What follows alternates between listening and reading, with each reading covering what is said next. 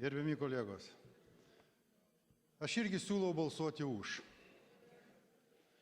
Bet žinot, ten atstovėdamas ir laukdamas, kada man bus suteiktas žodis, jaučiausi šiek tiek keistokai.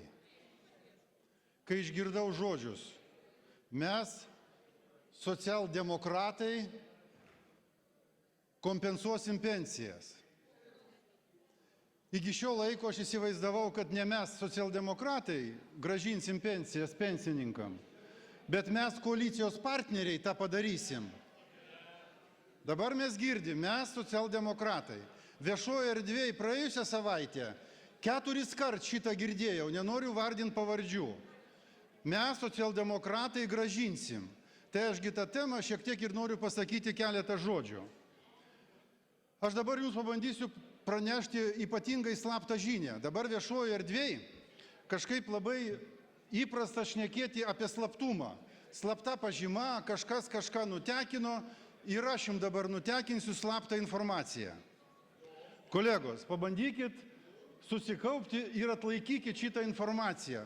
Pranešu, 2014 metų Sodros biudžetas yra pilnai subalansuotas. Pakartoju, 2014 metų Sodros biudžetas yra pilnai subalansuotas. Bet jeigu mes šitą dalyką, šitą žinią nusiųsim, kažkas matyt taip galvoja, į viešąją erdvę, tai darbo partijos kuruojamas sritis tikriausiai atrodys gal kaip nekaip. Tai ką tada darom? Užkraunam į Sodros biudžetą 1 200 000 litų tokių lėšų, kurių nepriklauso Sodrai finansuoti. Atsiprašau, suklydau, ne 1 200 000, o 1 300 000. 1 300 000. O Sodros biudžeto skola, kaip deklaruojama, yra 1 200 000 litų. Tai va esminis dalykas. Kaip mes elgiamės? Aš aišku pilnai pritariu šitam mūsų teikiamam nutarimo projektui, nes jisai suteiks nors viltį, mažą viltį pensininkam, kurie išgelbėjo į krizę įstumtą Lietuvą ir dabar tikriausiai jų lemtis yra tokia, kad jie privalės išgelbėti euro įvedimą be jokių kompensacijų, kaip kainos augs ir panašiai.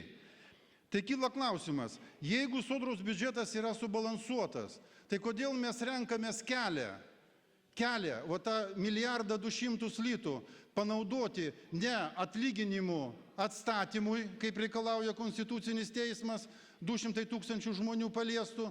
Kodėl mes tos pinigus nenukreipiam į pensijų didinimą, jeigu mes tai galim padaryti? Kodėl?